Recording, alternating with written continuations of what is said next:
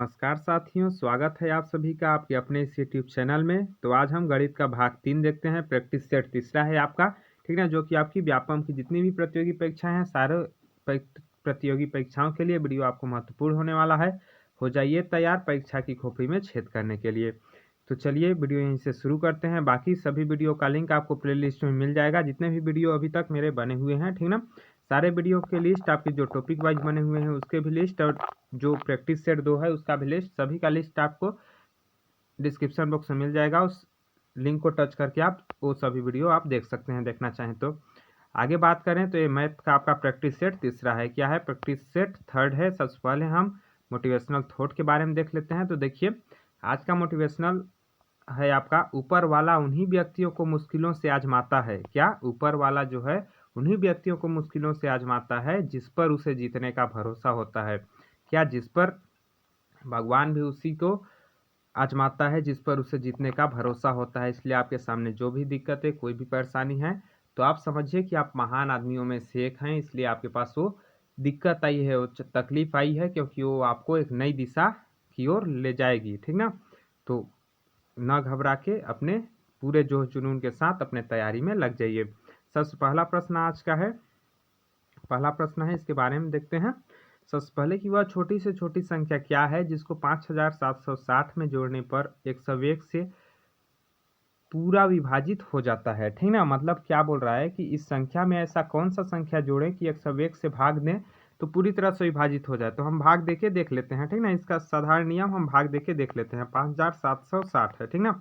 इसको 101 से भाग देना है। क्या करना है? 101 से भाग देना है, ठीक ना। 101 से इसको भाग देंगे तो देखिए कितने बार में जाएगा? 5 बार में जाएगा।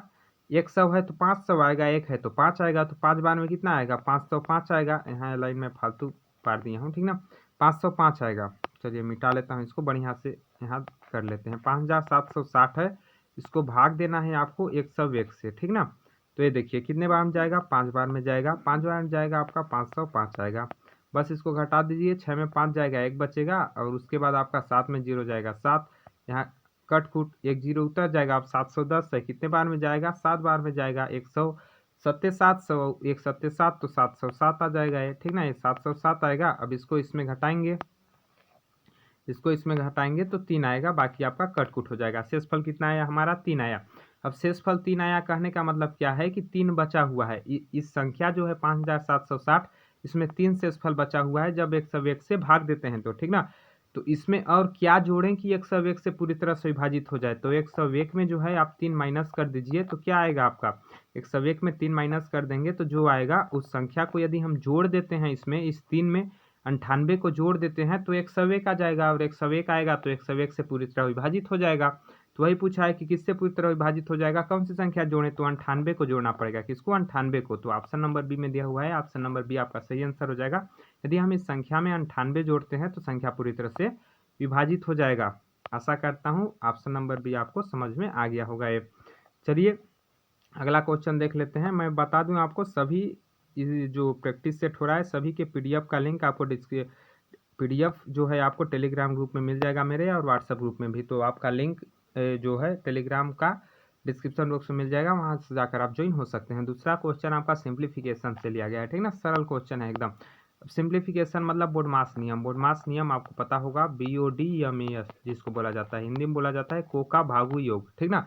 को का भागु योग कहने का मतलब है सबसे पहले कोष्टक हल करते हैं, फिर का को हल करते हैं, फिर भाग, फिर गुणा, फिर जोड़ को हल करते हैं, फिर घटाव को हल करते हैं। लेकिन इसमें कोष्टक 3 प्रकार के हैं। तो सबसे पहले किस कोष्टक को हल करते हैं? सबसे पहले इस प्रकार के कोष्टक को हल करते हैं, उसके बाद इस प्रकार के कोष्टक को हल करते हैं, फिर इस प्रकार के कोष्टक को। इसको छोटा कोष्टक बोला जाता है, छोटा कोष्टक। इसको आपको मंझला कोष्टक बोला जाता है। क्या? मंझला कोष्टक बोल सकते हैं। इसको बड़का कोष्टक बोल सकते हैं, बड़ा कोष्टक, आप जिस भी भाषा में बोलना चाहें आप बोल सकते हैं, ठीक ना। इस प्रकार से तो सबसे पहले छोटा को, फिर मंझला को, फिर बड़ा को हल किया जाता है, ठीक ना। तो देखिए सबसे पहले इसको हल करेंगे। इसके अंदर तो क्या है? 6/3। 6/3 मतलब 2 को 6 से भाग देंगे तो कितना आएगा? यहाँ यहाँ आ जाएगा अपना 3। 3 आएगा वहाँ। उसके बाद क्या है? गुणा में 3 है, गुणा में 3 है ऐसे, ठीक ना। उसके बाद गुणा में 2 है, इस प्रकार से। क्योंकि 6 को 2 से भाग दे दिए, 3 आ गया। अब 3 तिहाई कितना हो जाएगा? 9। 9 हो जाएगा। उसके बाद गुणा में कितना है? 2। गुणा में 2 इस प्रकार से है, तो 9 दूना कितना हो जाएगा? 18 हो जाएगा। तो 18 आपका ऑप्शन नंबर ए में दिया हुआ है, ऑप्शन नंबर ए आपका सही आंसर हो जाएगा 18। अगला प्रश्न देखते हैं। अगला प्रश्न यहाँ दिया गया है, पहली संख्या 6 तथा दूसरी संख्या 24 है, यदि संख्या का लसागु 36 है तो मशक ज्ञात कीजिए। ठीक ना, देखिए दो संख्याएं दी हुई है और उन दोनों संख्याओं का लघुत्तम समापवर्तक दिया गया है, महत्तम समापवर्तक ज्ञात करना है। तो आप एक सूत्र ज्ञात कीजिएगा, जब भी आपके पास दो संख्याएं दी हुई हो सूत्र याद कीजिएगा, पहली संख्या क्या, पहली संख्या सूत्र होता है पहली संख्या गुणी दूसरी संख्या, क्या पहली संख्या गुणी दूसरी संख्या बराबर होता है लस गुणा मस, क्या होता है लस गुणा मस, पहली संख्या गुणी दूसरी संख्या बराबर लस गुणा मस। ठीक ना, ये सूत्र होता है। तो पहली संख्या कितना दिया हुआ है 6, दूसरी संख्या कितनी दिया हुआ है 24। ठीक ना, तो 6 गुणा 24 हो गया, उसके बाद लस दिया हुआ है 36, गुणा में हम मस को मान लेते हैं कि x है, क्या मान लेते हैं मस x है ना, मस को जैसे x मानेंगे x का मान निकालेंगे आंसर आ जाएगा। तो इसको क्या होगा 36 को इधर पक्षांतर करेंगे तो 36 इधर से हट के कहाँ आ जाएगा, इधर बट्टा में आ जाएगा। ठीक ना, पक्षांतर करेंगे तो बट्टा में आ जाएगा। अब इसको काट दीजिए, 6 कम 6, 6 छंग 36। ठीक ना, उसके बाद 6 कम 6, 6 चक्को 24, कितना आ गया x का मान आपका, x का मान आ गया 4, x का मान कितना आया 4। ऑप्शन नंबर ए में दिया हुआ है x का मान 4, तो 4 आपका सही आंसर हो जाएगा। उस संख्या का मान कितना हो जाएगा 4। तो ये सूत्र आप याद कर लीजिएगा, पहली संख्या गुणी दूसरी संख्या बराबर लस गुणा मस। चलिए अगला प्रश्न देखते हैं। अगला प्रश्न बड़ा है, चलिए मैं इसको छोटा करके आपको दिखाता हूँ। अगला प्रश्न है यहाँ देखिए आपका, ठीक ना, 80 लड़कियों ने 24 दिन में कुछ जर्सियां बनाई। ठीक ना, क्या जर्सियां बुनी। ठीक ना, इतनी ही जर्सियों को 15 दिन में बुनने के लिए कितनी और लड़कियों की को सम्मिलित होना चाहिए। ठीक ना, मतलब 80 लड़कियां हैं, 24 दिन में कुछ जर्सियां बनाई है, मान लो एक जर्सियां बनाई है, कितनी बनाई है 80 लड़कियां हैं 24 दिन में, क्या 80 लड़कियां 24 दिन में एक जर्सियां बनाई है। ठीक ना, एक जर्सियां बनाई है। अब पूछ रहा है कि इतनी ही जर्सियों को 15 दिन में बुनने के लिए कितनी और लड़कियों की आवश्यकता होगी। ठीक ना, तो इसको हम मान लेते हैं, इसको बराबर इतनी ही जर्सियों को मतलब एक्स जर्सियों को, ठीक ना, एक्स जर्सियों को आपका जो है 15 दिन में बुनने के लिए कितने 15 दिन में बुनने के लिए कितनी लड़कियों की आवश्यकता होगी, तो मान लेते हैं वाई लड़कियों की आवश्यकता होगी। ठीक ना, तो ये दोनों क्या हो जाएंगे आपस में बराबर हो जाएंगे, बराबर हो जाएंगे मतलब हम इसको कैसे लिख सकते हैं, यहाँ लिखेंगे हम देखिए 80 गुणा 24 गुणा एक्स। ठीक ना, एक्स क्या है आपका, मान लेते हैं कि एक्स जर्सियां हैं। ठीक, तो एक्स जर्सियों को 15 दिन में वाई लड़कियां बनाती है। ठीक ना, तो यहाँ वाई का मान अपने को निकाल देंगे तो लड़कियों की संख्या निकल जाएगा। तो इसको देखिए, जैसे ही इसको इधर पक्षांतर करेंगे इन दोनों को तो एक्स और एक्स कैंसिल हो जाएगा और 15 से इसको काट देते हैं तो देखिए यहाँ क्या आ जाएगा आपका, यहाँ बट्टा में आ जाएगा 15। ठीक ना, और 15 यहाँ से गायब हो जाएगा। जैसे ही 15 यहाँ आ जाएगा इसको आप काट लीजिए तो 5 या 15 हो गया आपका, 16 पंचे 80 हो गया और 3 एकम 3 हो गया आपका और 8 या 24 हो गया। तो कितना बचा 16 गुणा 8, कितना बचा y बराबर कितना हो गया 16 गुणा में 8 हो गया आपका। आप 16 अट्ठे कितना होता है 16 अट्ठे 128 होता है। ठीक ना, तो 128 आपका आ गया लड़कियों की संख्या, मतलब y का मान कितना आ गया 128। तो कितनी और लड़कियां सम्मिलित होनी चाहिए 128, जो कि ऑप्शन नंबर बी में दिया हुआ है। ऑप्शन नंबर बी आपका सही आंसर हो जाएगा और करेक्ट आंसर हो जाएगा आपका 128। ठीक ना, अगला प्रश्न देखते हैं। अगला प्रश्न आपका यहाँ दिया हुआ है। ठीक ना, इसको देखिए, अगला प्रश्न है, यदि तेल का मूल्य 90% बढ़ गया, क्या यदि तेल का मूल्य 90% बढ़ गया तो बताइए तेल का प्रयोग कितने प्रतिशत कम किया जाए कि खर्चे में वृद्धि न हो। ठीक ना, क्या बोला है प्रतिशत का सवाल है, समझिएगा। ठीक ना, तेल का मूल्य 90% बढ़ गया तो तेल के प्रयोग में कितने प्रतिशत कमी की जाए कि खर्चे में वृद्धि ना हो। अब 4 ऑप्शन दिए हुए हैं, चलिए मैं इसको छोटा कर लेता हूं ताकि मेरे को अच्छे से बनाते बने। ठीक ना, अब देखिए, जब भी आपके पास खर्चे में वृद्धि हुआ हो, क्या हो मतलब मूल्य में वृद्धि हुआ हो, तो आपको एक सूत्र लगाना है प्रतिशत में, क्या लगाना है x गुणा 100 बट्टा x प्लस 100, x गुणा 100 बट्टा x प्लस 100%। ठीक ना, आपके पास पूछे कि खर्चे में वृद्धि ना हो कितने प्रतिशत का इस्तेमाल किया जाए, तो यहाँ x का मान अपना दिया हुआ है, x का मान कितना दिया हुआ है 90%। ठीक ना, तो x का मान 90% रख देना है, बस x का मान यहाँ रख दीजिए, क्या हो जाएगा 90 गुणा 100 हो जाएगा, यहाँ हो जाएगा आपका 90 प्लस 100। ठीक ना, x का मान रख दिए हैं, बाकी सब सेम है आपका। अब इसको कितना हो जाएगा 90 गुणा 100 हो जाएगा और इसको जोड़ेंगे तो आपका 190 हो जाएगा। ठीक, अब इस जीरो से आपका ये जीरो कैंसिल हो जाएगा, उसके बाद 19 जाएगा नहीं इससे, तो क्या हो जाएगा 900/19। कितना हो जाएगा 900/19। ठीक ना, लेकिन अपने पास आंसर का हम दिया हुआ है सही के रूप में दिया हुआ है, तो सही के रूप में इसको भाग देंगे तो कितना आ जाएगा आपका 19 चौको 76 हो जाएगा, बचेगा 14 आपका, 14 140, 19 सत्ते 133, बच जाएगा 7, तो ऊपर में हो जाएगा नीचे में 19, 47 सही 7/19%। कितना हो जाएगा 47 सही 7/19% हो जाएगा। ऑप्शन नंबर बी में दिया हुआ है, ऑप्शन नंबर बी आपका सही आंसर हो जाएगा। ठीक ना, तो बस इस सूत्र को आपको याद रखना है, जब भी बोले कि मूल्य में इतनी वृद्धि हो गई है, ठीक ना, तो खर्चे में कितना कमी करना चाहिए कि खर्चे में वृद्धि ना हो। ठीक ना, तो बस इस प्रकार से आपको इस सूत्र को लगा देना है। और यदि यही आपके पास बोले कि मूल्य तेल का मूल्य 90% घट गया है, या फिर कुछ भी बोले कि तेल का किसी का मूल्य घट गया है,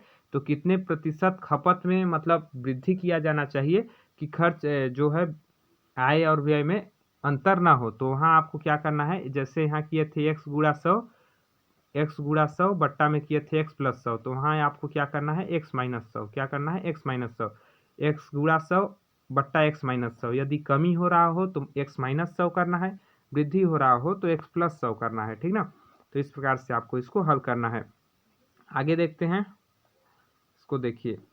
आगे प्रश्न है, यदि किसी बैंक में राकेश ने 3000 रुपये 4% वार्षिक ब्याज की दर से 3 वर्ष के लिए जमा किए तो बताओ 3 वर्ष पश्चात उसे कितना धन मिलेगा जबकि ब्याज साधारण देय हो। ठीक ना, मतलब कौन सा ब्याज यहाँ दिया जा रहा है, आपका साधारण ब्याज दिया जा रहा है। ठीक ना, तो साधारण ब्याज दिया जा रहा है, तो साधारण ब्याज में क्या होता है, जितना आप मूलधन लगाए हुए हैं, जैसे 3000 रुपये इसने लगाया हुआ है, केवल 3000 का ब्याज मिलेगा, ब्याज का ब्याज नहीं मिलेगा। और चक्रवृद्धि ब्याज में ब्याज का भी ब्याज मिलता है। ठीक ना, तो 4% वार्षिक ब्याज है, कितने वर्ष के लिए 3 वर्ष के लिए, तो 4% 3 वर्ष के लिए तो कितना हो जाएगा 4 गुणा 3, टोटल ब्याज कितना हो जाएगा 12%। ठीक है, कितना हो जाएगा 12%, क्योंकि 4% 1 वर्ष का ब्याज है, तो 3 वर्ष का कितना हो जाएगा 4 गुणा 3 12%।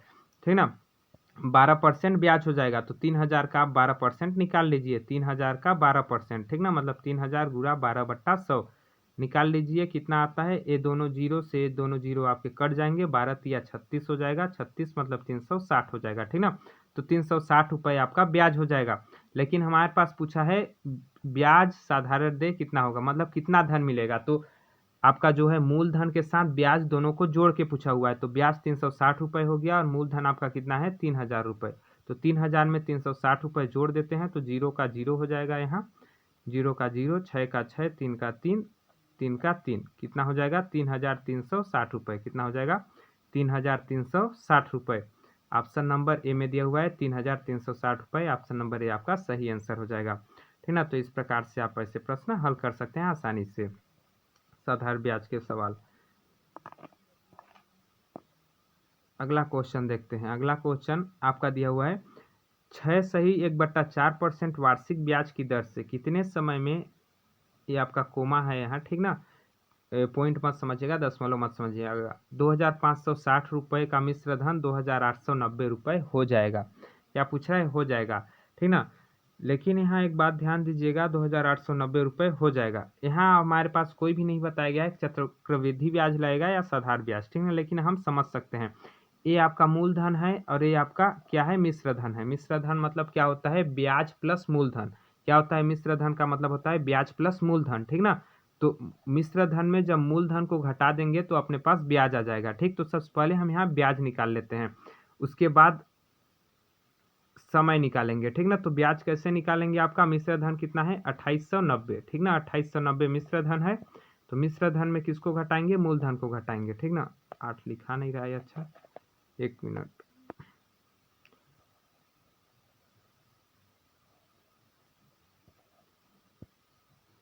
एक मिनट ना,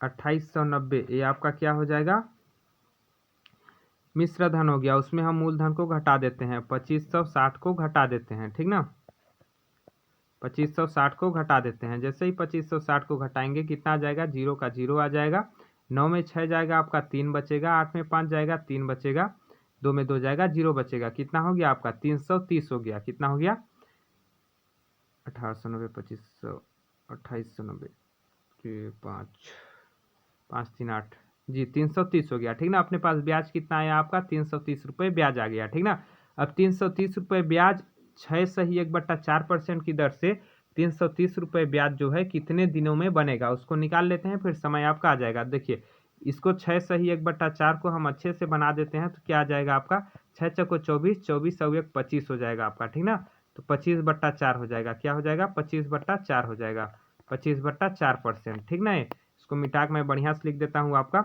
ब्याज अपना कितना आया था 330 रुपये और 25/4% ब्याज है, 25/4% ब्याज दर है। 25/4% का मतलब क्या हुआ, यदि हम इसको कन्वर्ट कर देते हैं, परसेंट को हटा देते हैं तो 100 का गुणा 100 का यहाँ भाग हो जाएगा। ठीक ना, परसेंट को जब भी आप हटाएंगे 100 का भाग हो जाता है। परसेंट का मतलब होता है बट्टा में 100। ठीक ना, 100 का भाग हो जाता है तो इसको कितना आ जाएगा आपका, ये आपका 25 से कम 25, 25 चक्को 100 मतलब 1/4 गुणा 4, 1/4 गुणा 4 तो कितना हो जाएगा आपका 1/16, 1/16 हो जाएगा। ठीक ना, तो धन का कितना भाग आ गया 1/16। ठीक ना, 1/16 भाग जो है आपका ब्याज बन रहा है 1 साल का।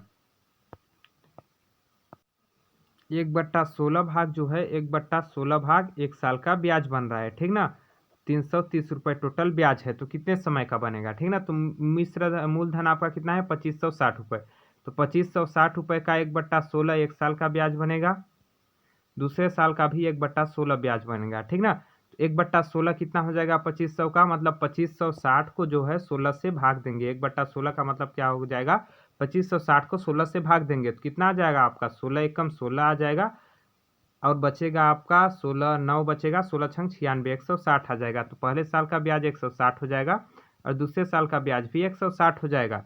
ठीक ना, अब यदि हम साधारण ब्याज देखें तो 160 कितना हो जाता है आपका 320 हो जाता है, लेकिन यहाँ ब्याज कितना है 330 रुपये, मतलब ये चक्रवृद्धि ब्याज है। चक्रवृद्धि ब्याज का मतलब क्या हुआ, इसका भी ब्याज बनेगा, पहले साल का जो ब्याज है वो भी दूसरे साल ऐड होगा। ठीक ना, तो 160 का 1/16, 160 का 1/16 कितना हो जाएगा, मतलब 160 को 16 से भाग देंगे तो 10 हो जाएगा।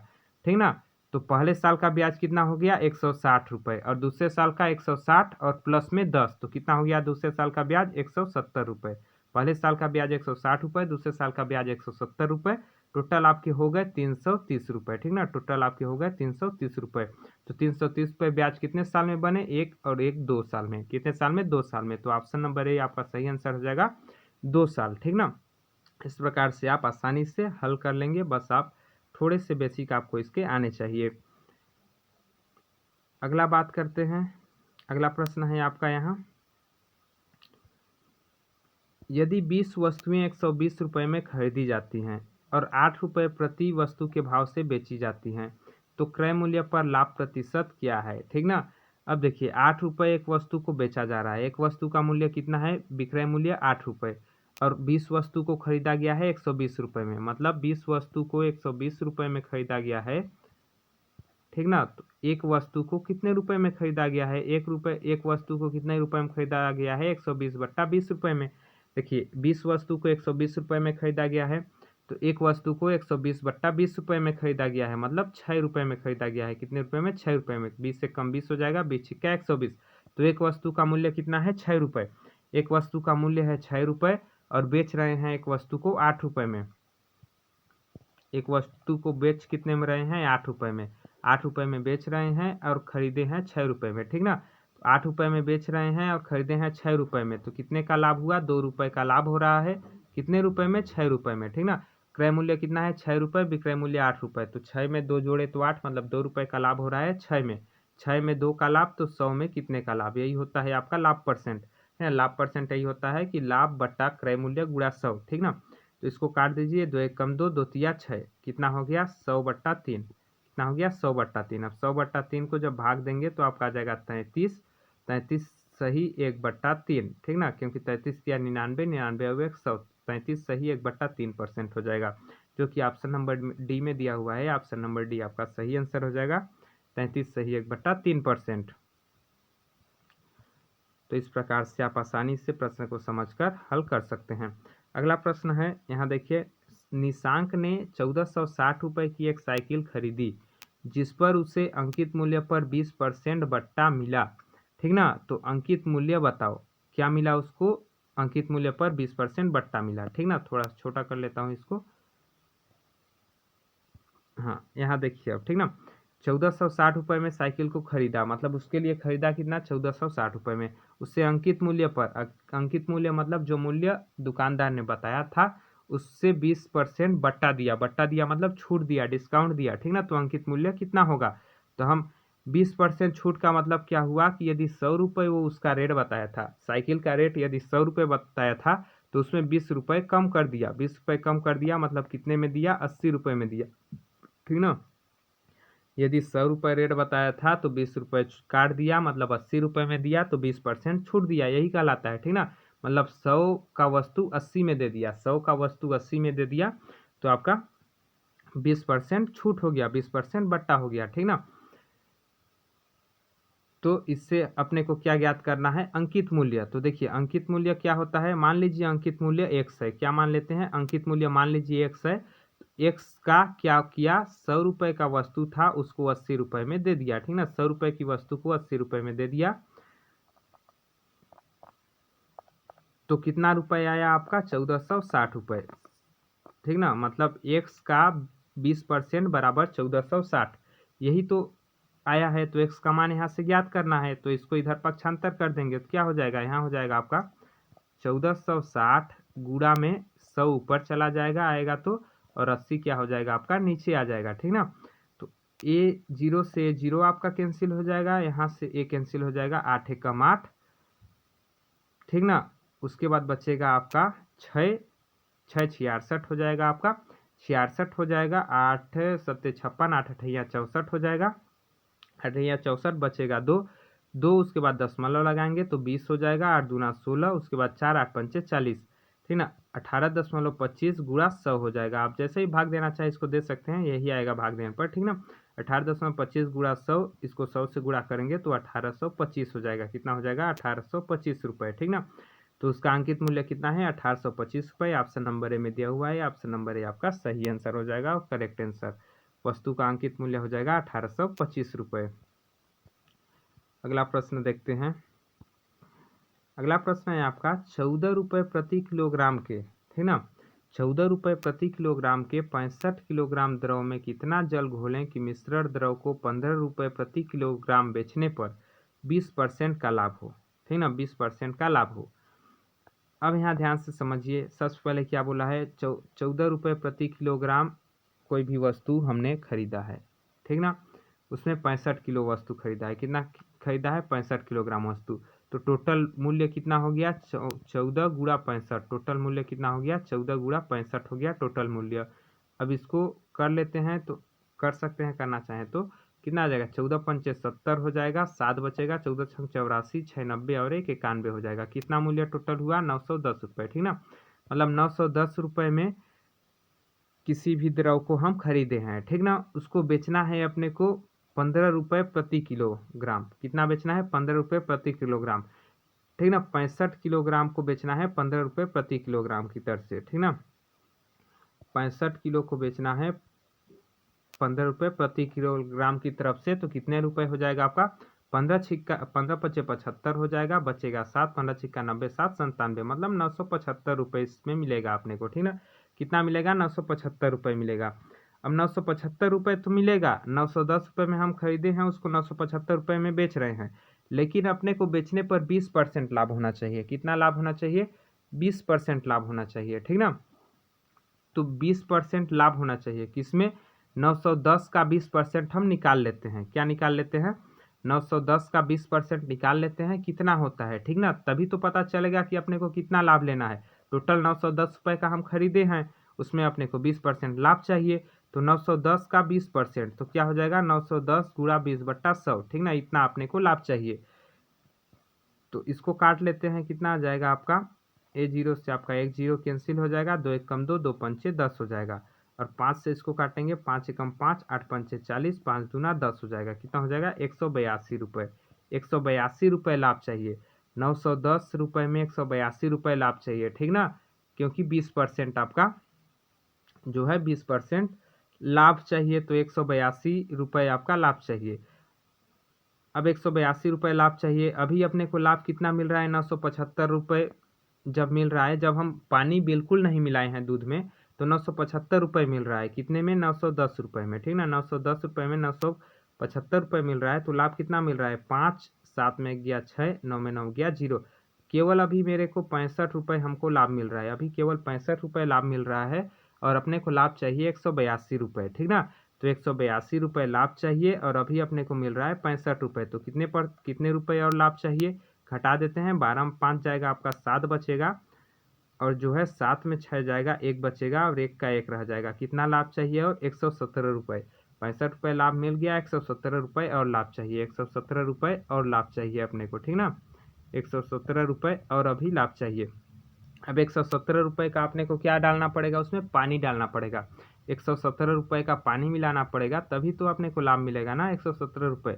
और 1 किलो को कितना में बेचना है, पानी दूध में ही मिक्स रहेगा तो उसी रेट से बेचाएगा, तो 15 रुपया किलोग्राम बेचाएगा, ठीक ना। तो 117 को 15 से भाग दे देते हैं, तो पता चल जाएगा कि कितने किलोग्राम पानी उसमें मिलाना पड़ेगा अपने को 20% के लिए, ठीक। तो 117 को 15 से भाग देते हैं तो कितना आ जाएगा, 15 15 × 15 × 105 आ जाएगा, 15 × 105 आ जाएगा। उसके बाद आपका बचेगा 12, यहाँ शेष फल कितना बचेगा, 12, इसमें दशमलव लगाएंगे तो यहाँ हो जाएगा 120, 15 × 120 हो जाएगा, मतलब यहाँ आ जाएगा 8, ठीक ना।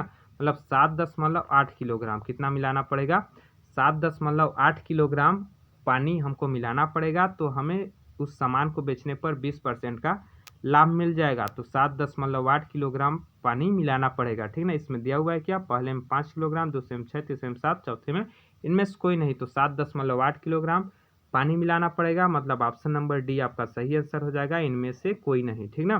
तो इस प्रकार आप इसको समझेंगे, आप केवल इसको समझिए, कोई इसका ट्रिक से हल करेंगे आप भूल जाएंगे, लेकिन समझेंगे आराम से इसको हल कर लेंगे, ठीक ना। तो 7.8 किलोग्राम इसमें पानी और मिलाएंगे, तो इस प्रकार से ऑप्शन नंबर डी इसका सही आंसर हो जाएगा। चलिए अगला प्रश्न देखते हैं। अगला प्रश्न है हमारा, एक नगर का 1 महीने के 4 दिनों का औसत ताप 58 डिग्री सेल्सियस था, ठीक ना।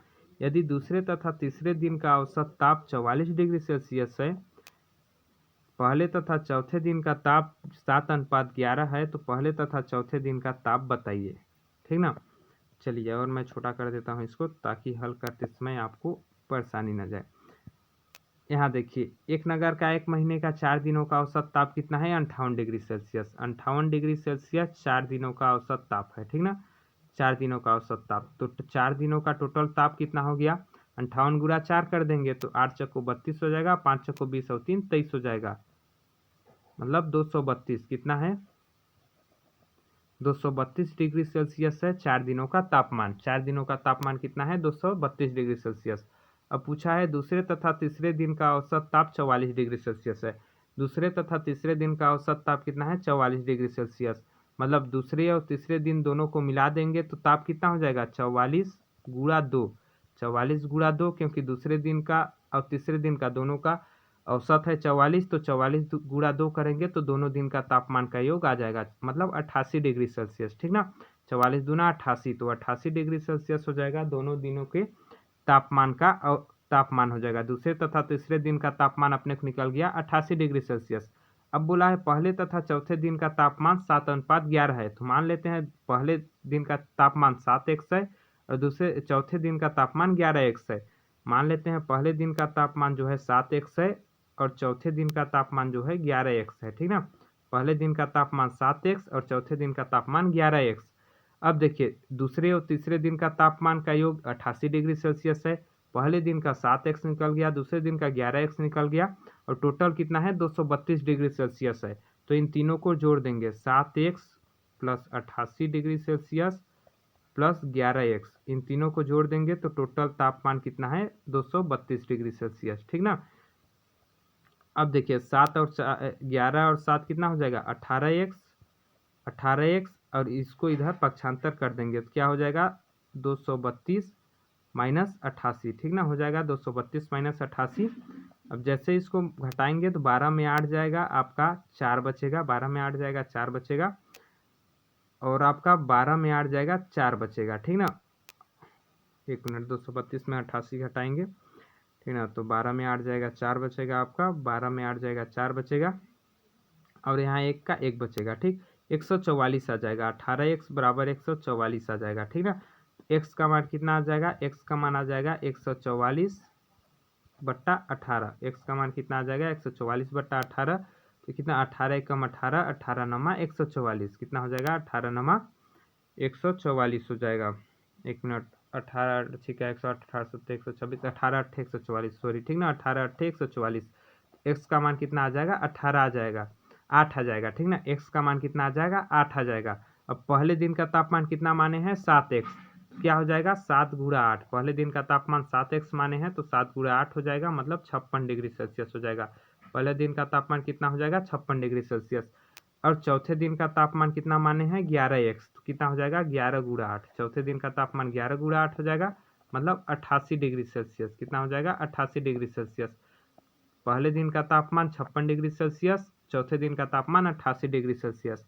किसमें दिया हुआ है, डी में दिया हुआ है, देखिए कि पहले दिन का तापमान 56 डिग्री सेल्सियस और चौथे दिन का तापमान 88 डिग्री सेल्सियस, तो ऑप्शन नंबर डी आपका करेक्ट और सही आंसर हो जाएगा इसमें, ठीक ना। देखिए ऑप्शन नंबर डी में दिया हुआ है, ये आपका सही आंसर हो जाएगा। तो इस टाइप से आपको केवल समझना है और हल करना है। देखिए अगला प्रश्न देखते हैं, चूँकि आज आकार थोड़ा छोटा कर दिया हूँ, ठीक ना, क्योंकि ज़्यादा बड़ा आकार में हल करते नहीं बनता है, ठीक ना, जिससे आपको अच्छे से समझ में भी नहीं आता होगा। ये बोल रहा है आपका सोरा गंधक और कोयला को 33:5:7 के अनुपात में मिलाकर, थोड़ा सा बड़ा कर देता हूँ आपको अच्छे से दिखे ताकि, ठीक ना, उसके बाद मैं छोटा कर दूंगा, ठीक ना, मिलाकर एक स्फोटक पदार्थ बनाया गया, ठीक ना, इस अनुपात में मिलाकर इन तीनों को एक स्फोटक पदार्थ बनाया गया। यदि इसे तैयार करने में 2.5 किलोग्राम गंधक प्रयुक्त हुई तो कुल कितने किलोग्राम स्फोटक पदार्थ तैयार हुआ, ठीक ना। बस अब इसको छोटा कर देता हूँ, अब आप इसको समझिए पढ़ के। क्या बोल दिया, इन तीनों को मिलाकर इस अनुपात में एक विस्फोटक पदार्थ तैयार किया गया। यदि इसे तैयार करने में गंधक की मात्रा कितनी हुई 2.5 किलोग्राम लगी तो कुल कितने किलोग्राम विस्फोटक पदार्थ तैयार हुआ, ठीक ना। तो टोटल है कितना, जो अनुपात है उसी को मान के उनको जोड़ देते हैं। देखिए सोरा मान लेते हैं कि 33x है, गंधक मान लेते हैं 5x है, और कोयला मान लेते हैं 7x है, ठीक ना। मतलब टोटल हम x ना माने तब वो यूनिट करके हम जोड़ लेंगे इन तीनों को। क्या 33 + 5 + 7, ठीक ना, 33 + 5 + 7 बराबर कितना हो जाएगा 33 5 हो जाएगा आपका 38, और 38 और 7 कितना हो जाएगा 45, कितना हो जाएगा 45, ठीक ना। 45 टोटल कितना है 45 यूनिट है, टोटल 45 यूनिट है। अब क्या बोल रहा है 2.5 किलोग्राम गंधक प्रयुक्त हुआ है। गंधक का इसमें अनुपात कितना है 5, गंधक का अनुपात कितना है 5, मतलब 5 का मान कितना है 2.5, 5 का मान कितना है 2.5, तो 1 यूनिट का मान कितना हो जाएगा 5 यूनिट का मान 2.5, तो 1 यूनिट का मान हो जाएगा 2.5 बट्टा 5, 1 यूनिट का मान हो जाएगा 2.5 बट्टा 5, मतलब 0.5, कितना हो जाएगा 0.5, क्योंकि भाग देंगे तो 0.5 आ जाएगा।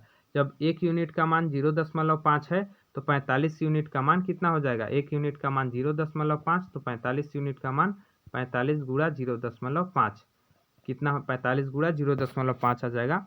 45 यूनिट का मान इसको हल कर दीजिए, कितना हो जाएगा 5 × 5 = 25 हो जाएगा, बचेगा आपका 2, 5 × 20 और 2 22 हो जाएगा, ठीक ना। और 1 अंक के बाद दशमलव है तो 1 अंक के बाद दशमलव हो जाएगा, तो 22.5 kg हो जाएगा, मतलब किलोग्राम, ठीक ना। तो कितना हो गया विस्फोटक पदार्थ कितना तैयार हुआ 5.5 किलो, 22.5 किलोग्राम, जो कि आपका दिया हुआ है ऑप्शन नंबर ए में 22.5 किलोग्राम। ऑप्शन नंबर ए आपका सही आंसर हो जाएगा और करेक्ट आंसर हो जाएगा। ये था लास्ट प्रश्न, ठीक ना, मुझे पता भी नहीं चला ये लास्ट प्रश्न था, ठीक ना। तो ये जो आपके 12 प्रश्नों का ये सेट था, ठीक ना, 12 प्रश्न थे इसमें। आशा करता हूँ कि सारे प्रश्न आपको समझ में आ गए होंगे अच्छे से। प्रश्न आपको कैसे लगे कमेंट बॉक्स में कमेंट करके जरूर बताइएगा, और आप इनमें से कितने प्रश्नों के आंसर जानते थे या हल कर पाए, ठीक ना। बाकी PDF आपको मेरे टेलीग्राम ग्रुप में मिल जाएगा, जिसका लिंक आपको डिस्क्रिप्शन बॉक्स में मिल जाएगा, जाकर ज्वाइन हो सकते हैं। आशा करता हूँ वीडियो आपको अच्छा लगा होगा। यदि आपको वीडियो अच्छा लगा होगा तो वीडियो को लाइक कीजिएगा, चैनल पर नए हैं चैनल को सब्सक्राइब कीजिएगा, और ज़्यादा से ज़्यादा लोग तक शेयर भी कीजिएगा, ताकि सभी अच्छे से इसकी तैयारी कर सकें। वीडियो देखने के लिए बहुत बहुत धन्यवाद आप सभी का। जल्द मिलेंगे अगले वीडियो में, तब तक के लिए जय हिंद, जय भारत, जय छत्तीसगढ़।